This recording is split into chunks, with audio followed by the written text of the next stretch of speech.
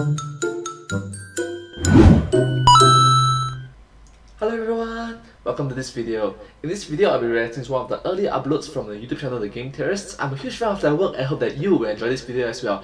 This video came out in the year 2016, sorry. So I think it's around 5 years ago. Let's start. Oh wait, this looks weird, so I'm going to say this. Viewer discretion is advised. Just saying. Today we're covering Chun-Li, one of gaming's strongest, most empowered female protagonists, fighting bravely to... Wow, her leg. Wow, the muscle. Wow. Avenge her father's death, and go back to being a young single girl, apparently. Oh, video games.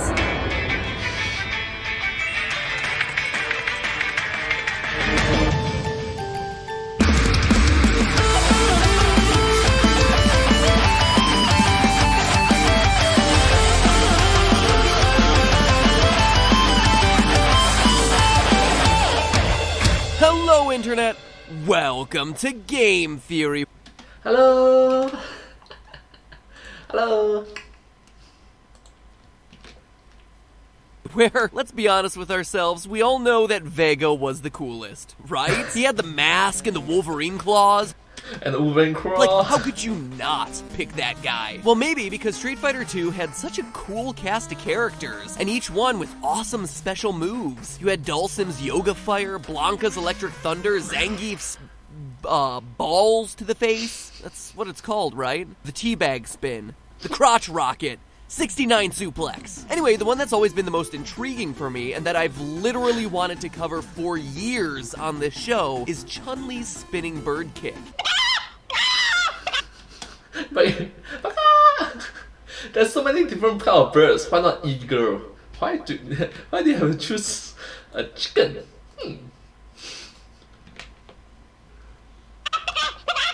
In this move, Chun-Li flips upside down, does the splits in midair, and then whirls her legs around so fast that she levitates off the ground, and then kicks her opponent in the face. She's like a helicopter made of legs. It's a cool move, but it's crazy, right? Like, there's no way for a human being to spin around fast enough that they could just fly away. Well, maybe, then again, maybe not. When you look at some of the crazy martial arts stunts that people can do nowadays, self-propelled flight doesn't seem all that far-fetched.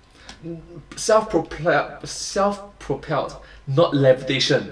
She just levitate, you know. There's only one way to find out, though, so sharpen your pencils, class. We're about to get down to the physics of Chun-Li's spinning bird kick and find out whether this is plausible or whether the bird kick lays an egg. Get it? I was pretty proud of that one. First, we should probably start with a quick lesson on... Yeah, you're probably proud of that one. It's nice, it's nice, it's nice.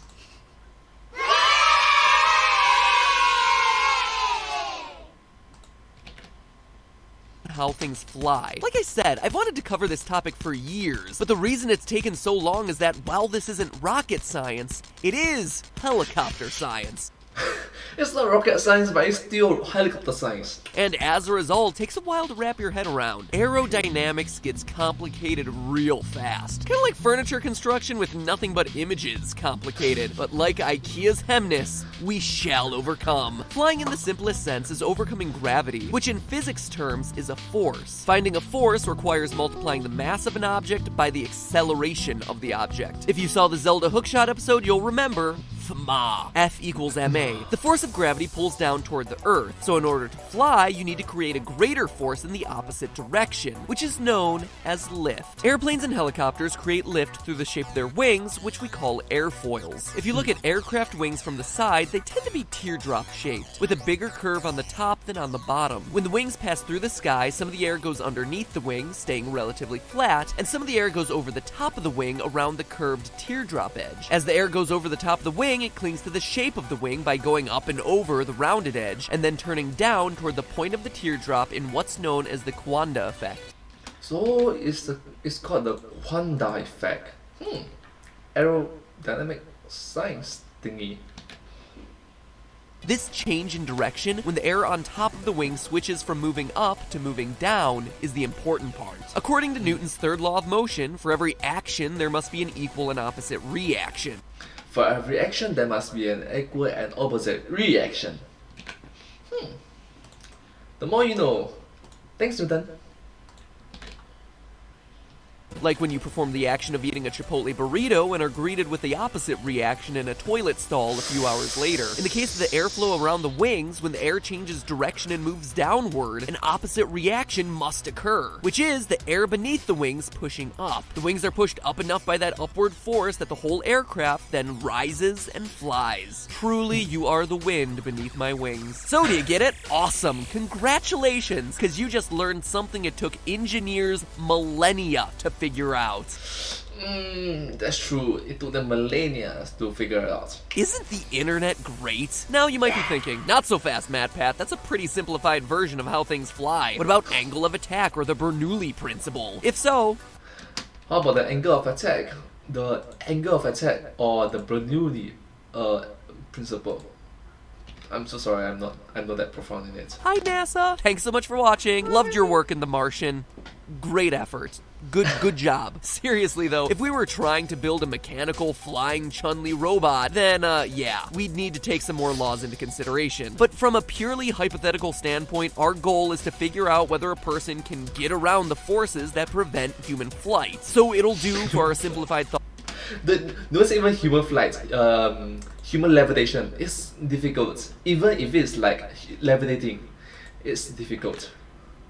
Thought experiment. Just don't expect me to get into my hypothetical Chun-Li robot and fly from here to New York. Weirdest flight ever. So now we want to apply all this lift stuff to Chun-Li and her spinning legs to determine how fast she has to be spinning in order to fly. But not so fast there, Mike Bison. Chun-Li doesn't fly, she hovers. Potato, you might say. Potato. To which I respond, who the f*** says potato? Like, what accent is that? Welsh? I am seriously curious. Do any of you out there actually say potato? Or do any of you out there know someone who says potato? Let's put this mystery to bed once and for all. Anyway, hovering is not the same as flying. Once Chun-Li Oh, the hoverboard. Not sure if you understand the reference. gets off the ground, she isn't rising, she's just going forward and backward. This is actually really good news because it makes her job, and quite honestly, our job, a lot easier. For a body that's hovering, the force of gravity should be roughly equal to the lift. And as we've covered multiple times here on the show, gravity has a constant acceleration on Earth of 9.81 meters per second squared. Meters? You mean I have to know the metric system for this episode? Yes, everybody uses it. Most people on Earth right now is using right now. It's just that you are a bit special. Just saying. Yes, American viewers, most of the calculations will be done in metric units, but don't worry, we'll convert them back to our cutesy English system soon. Country that uses the imperial system. Bonus system. Bonus Just knowledge. sit tight. Anyway, to figure out her lifting force, all we need to do is multiply that 9.81 meters per second squared by Chun-Li's weight. Simple as that. So Chun-Li's weight is what?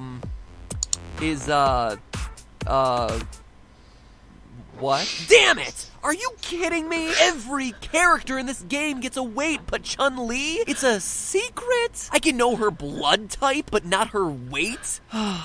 It's like the world purposely trolls me. No, they say that, yeah, try not to ask a girl about their weight. There's their age and their weight. Yeah, try to avoid that. Okay, so honestly, this one is actually really hard. Because first, the quote-unquote official heights and weights of the characters fluctuate quite a bit between installments in the series. Additionally, after doing the pixel measurements across multiple generations of the game, characters aren't always scaled appropriately relative to one another, and their height constantly varies. For instance, Chun-Li's bio screen in Street Fighter 2 lists her at 5 foot 8 inches or 172 centimeters. In all subsequent games, though, she's apparently shrunken, ranging everywhere from 5 foot 5 inches, or 165 centimeters, to 5 foot 7, 169 centimeters. I mean, okay, so the Chinese word for weight just now is okay, the Chinese word for the word secret is 秘密 over here. If you noticed, 秘密. Nationality China, 中国. I've heard of women keeping their weight a secret, but their height too? It's just absurd. As a result, the math here kept turning up inconsistent, and I will not have another Wario is 10 feet tall situation. So I would not have another Wario is 10 feet tall situation. Okay, So bonus fact, he made a mistake about saying that Warrior is 10 feet tall in one of his earlier videos, in which everybody, even until now, 2021, people is still saying, yeah, Warrior is not 10 feet tall, you know. Here is the best solution I came up with. Women's bodies are a different density than men's, so I compared Chun-Li's build to every other female character across the series, factoring in their known heights and weights. Cammy clocks in at 5'4" and 134 pounds, 60.8 kilograms. But we all know Cammy is much thinner than Chun-Li, right? Well, kinda. I was actually shocked when I went back to the game, but apparently Chun-Li's legs have gotten a bit more, exaggerated over the years. When they first squared off in Street Fighter 2, they were much closer to being the same build. Surprised? Yeah, so was I. But without any other females to really compare against for those early games, I had to keep digging into some later installments. Rainbow Mika is just over 5'6" in official Street Fighter 5 materials and comes in weighing 154 pounds, or about 70 kilograms. Then there's the real wild card, Laura Matsuda, who towers over everyone at 5'9", but then weighs in the exact same range as everyone else at 159 pounds or 72 kilograms. Wow. After looking at this data, That means only Chun-Li's weight is not there. I then went and compared her body type to real-life female athletes. Chun-Li's build doesn't fit that of, say, an Olympic weightlifter, so it makes more sense to compare her to mixed martial artists. The most famous of these is definitely Rowdy Ronda Rousey. Ronda stands at 5'7". That's a very R name. Rowdy Ronda Rousey. Okay, that's a lot of R. Inches tall, right around Chun-Li's height, and weighs 135 pounds, which converts to about 61 kilograms. So, based on the statistics of all the other female fighters, as well as real-world research, as well as the fact that Chun-Li's body isn't too far off size-wise from any of these other fighters, I'm assuming her weight is around 155 pounds, or 70.3 kilos. And honestly, don't worry, if we're a couple pounds off, it's not going to throw off the math all that much. Now that we have that number, we can plug it into our formula, It's an estimate. It's an estimate. 0.81 times 70.3, and we get that the force of gravity acting on Chun-Li is 689.6 newtons. And honestly, 700 newtons isn't all that much. To give you a point of reference, punches from boxers have been measured to be upwards of 5,000 newtons. Can be thousands of newtons. Yeah, so gravity is not that much in comparison to the punches. So while the amount of force isn't that huge, the way we're creating it makes things a little extra complicated. We need a lifting force that'll reach 700 newtons created by spinning legs. Lifting force is a complicated equation. It's equal to the lift coefficient times the density of the air times the velocity of the blades squared over 2 times the area the wings cover. We're trying to determine the velocity of the blades, v, or in this case the velocity of her legs, and we already know the force we need it to equal, 689.6 newtons. So that leaves us with unknown area, density, and lift coefficient. The density of air, represented in the equation by Greek letter rho, doesn't usually vary that much until you get to pretty high altitudes. Since Chun-Li isn't fighting on top of Mount Everest or anything, we can use standard sea level air density of 1.225 kilograms per cubic meter. Someone call Staples, cause that was easy. That was easy. Wow, that was easy. One and done. Next, let's figure out the area part of the equation. The area the wings cover for a helicopter refers to the area of the circle the blades go around as they turn. Since Chun-Li's spinning legs resemble helicopter blades, all we have to do is determine how big of a circle she's making with the ends of her feet, and boom, we got our next variable. So to do that, we need to find the radius of the circle first, which is approximately the length of one of Chun-Li's legs from her hip down to her foot. Though no one before has calculated this exactly, we can use pixel measurements on this picture of Chun-Li in her Street Fighter 2 profile page to Wait, is it canon? Is it canon? Just asking, is it canon? Because she goes through a lot of different variations over the different games. figure it out. So, using pixel measurements, the top of Chun-Li's pelvis is about 59.1% of the way up her body, which would translate to a leg length of about 40.2 inches or 1.02 meters. Plug that 1.02 into the formula for an area of a circle, pi r squared, and you get an area of 3.27 meters. With that, we have 3 variables down and 1 more to go, the lift coefficient. Now, lift coefficient is a constant that depends on how aerodynamic wings are, and is literally different for every every single object, only calculated after running multiple tests in a wind tunnel. And let me say, fanfiction has put Chun-Li into some weird positions. Weird and disturbing positions, but not anywhere like that. So I had to talk to an aeronautics engineer to make sure that we were doing the right thing. Here's the conclusion that we all reached. Typically, the lift coefficient for helicopter rotors is between 0.5 and 0.8. Now, this may come as a surprise, but legs are not as aerodynamic as the blades of a helicopter.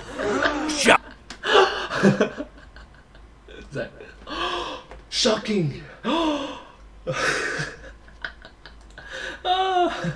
Nice. Shocking revelation. So if the low-end range for helicopter blades is 0.5, it would be reasonable to estimate the lift coefficient for Chun-Li's legs at 0.2. And if one of you watching out there happens to be some lift coefficient connoisseur, and you're like, oh no, it looks more like 1.55, hey, don't blame me, blame the aeronautics engineer, alright? If we plug all those values in, we'll finally get the speed Chun-Li's legs need to go to keep her in the air. 689.6 newtons equals 0.2 times 1.225 times v squared over 2 times 3.27. Solving. That speed would need to be 41.5 meters per second at the end of her feet. For us American viewers, that means she's spinning around at nearly 93 miles per hour. That's very fast. It's not very fast, it's super fast for the She would be legs. making about 387 revolutions per minute. More than 6 full spins every second. Oh yeah, she's also upside down and doing the splits. That is insane. But just how insane? Let me explain what this really means. Well, to put it bluntly, both her legs would get dislocated every time she performed the move. Or I suppose the first time she performed the move. She ain't getting time to pop those suckers back into place during the fight. Let me explain. As her legs start to spin, they would be experiencing a tremendous amount of force. Centripetal force. The force created as they accelerate around the circle. You know how when you swing a stone around your head on a string and then cut the string, the stone goes flying off in a straight line? Well, in this case, the stone is Chun-Li's legs, and the string that got cut is the connection between her legs and her hip. That's a pretty picture. To calculate the strain that would put on her, this area, let's call that the rotor head. That's the official helicopter term. It's the mass of the leg times the velocity it travels squared over the length of the leg, aka the radius of the circle. So all we need here is the weight of one of her legs. According to the book Human Body Dynamics, Classical Mechanics and Human Movement, 16% of the body's weight is in one leg. On Chun-Li, we can estimate it's probably a bit closer to 20%, and that's a low estimate. Plugging in those numbers, you get a centripetal force of almost, get this, 24,000 newtons. Let me translate that for you. The force of Oh my gosh. So the core is the acting axle. Wow. professional baseball batter hitting a fastball thrown at 90 miles per hour, or 40.2 meters per second, is around 18,400 newtons. An equivalent of 4,000 pounds of force on the ball. Chun-Li's helicopter legs are delivering 6,000 newtons more than that. As we covered in our Zelda hookshot video, that's enough to dislocate a limb, but it's not enough to rip it clean off. She'd get one chance to pull off her spinning bird kick before just walking around all jelly-legged. Except here's the thing, one chance is all she would need. Like I just said, 24,000 newtons of force is more than a baseball batter hitting a 90-mile-per-hour fastball. Think about that force being directed straight into your face. She'd one-hit KO any opponent who came her way. According to the Journal of Neurosurgery, 2,300 newtons is all you need to crush a human skull, and she's delivering 10 times that amount with her foot. And if the skull wasn't crushed, it might just be kicked clean off, like a gory soccer ball. Cadaver data shows that it takes 1,500 newtons to break the C2 vertebra, so the neck would snap instantly. Muscles and skin would rip, and the head would go flying. She'd tear through the ranks of bison in no time as long as her legs were able to withstand the pain of popping in and out repeatedly. Forget One Punch Man, anime's got a new hero and her name is Chun-Li, one-kick woman. Actually, 2 kicks. Actually, multiple different kicks. Woman. But hey, that's just a theory. A game theory. Thanks for watching. Oh my god, I really like that he Maphead took the reference of One Punch Man, and he's and said no, it's not One Punch Man, it's One Kick Woman. And okay, just a side note, he achieved One Punch Man achieved his status through 100 push-ups, 100 sit-ups, 100 squats, 10 kilometers run every single day for 3 years. Are you able to do it? Maybe. Maybe not. Like, what if you do more than that? Anybody say that? Anyways, let's do the outro. Thank you so much for watching this video. If you do like this video, please consider to like and share and subscribe to my channel and comment down below if you have anything to share with us. Thank you so much. The video that I just reacted to came from the YouTube channel The Game Theorists. Their videos are amazing. Do check them out. And yeah, remember that's just a theory. Well, what am I saying? Do check them out. Their videos are amazing and just brilliant overall. Just show support and appreciation for their videos. But hey, that's just a video. What's a video? Sorry, what am I saying? But hey, that's just a theory. A game theory. Thanks for watching.